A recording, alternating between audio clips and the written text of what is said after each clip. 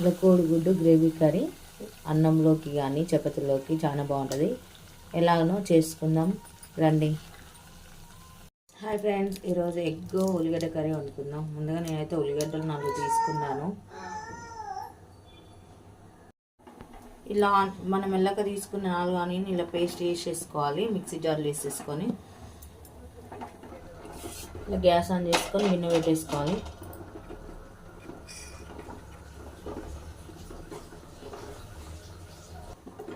ఇలా గిన్నె వేడెక్కినాక ఇప్పుడు ఆయిల్ పోసేసుకోండి.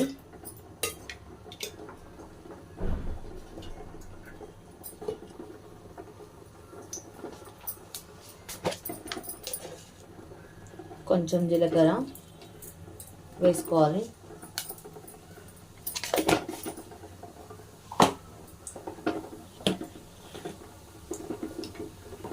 ఆయిల్ ఇటెక్కినాక ముందుగా మనం మెల్లక పేస్ట్ వేసుకున్న పేస్ట్ వేసేసుకోవాలి ఆయిల్లో.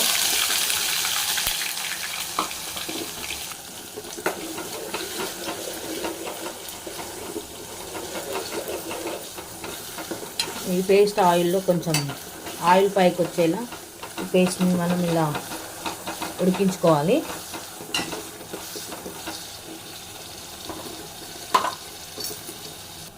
ఇలా ఆయిల్ పైకి తేలినాక ఒకసారి కలబెట్టుకొని దీంట్లోకి ఇప్పుడు కొంచెం అంత పసుపు,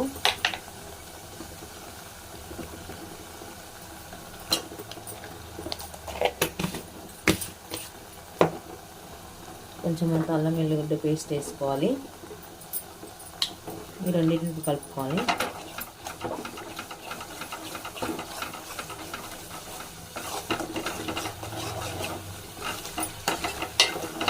ఇప్పుడు వీటిని కూడా ఆయిల్లో బాగా వేగనియాలి. ఒక 5-10 నిమిషాలు పచ్చివాసన పోయిందాక. ఇలా మళ్ళీ ఆయిల్ పైకి తేలింది కదా, ఇప్పుడు దీంట్లోకి మనం కొంచెం కారం వేసుకుందాం. టేస్ట్కి తగ్గట్టు కారం వేసుకోవాలి.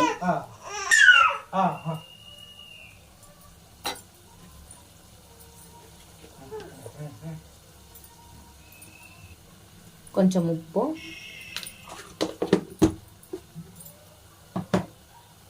కొంచెం ధనియాల పిండి, కొంచెం గరం మసాలా, ఇవన్నీ మిక్సింగ్ వేసుకోవాలి.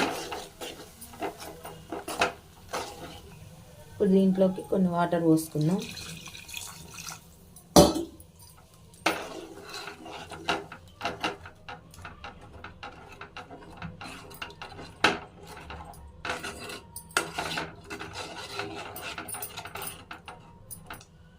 కొంచెం కొత్తిమీర వేసుకోండి.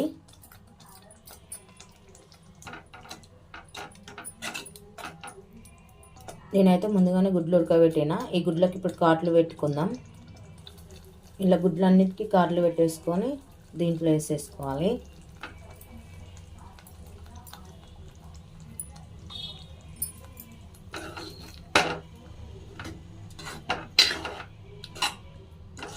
ఇలా గుడ్లన్నీ వేసేసుకొని ఒకసారి కలబెట్టుకోవాలి.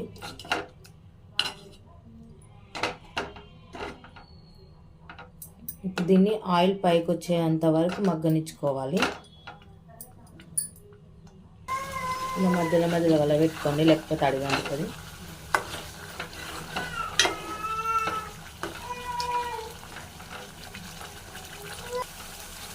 అంతే ఫ్రెండ్స్, మన కోడిగుడ్డు ఉల్లిగడ్డ గ్రేవీ కర్రీ రెడీ అయిపోయింది. అన్నంలోకి కానీ చపాతీలోకి చాలా బాగుంటుంది. మీరు కూడా ట్రై చేయండి.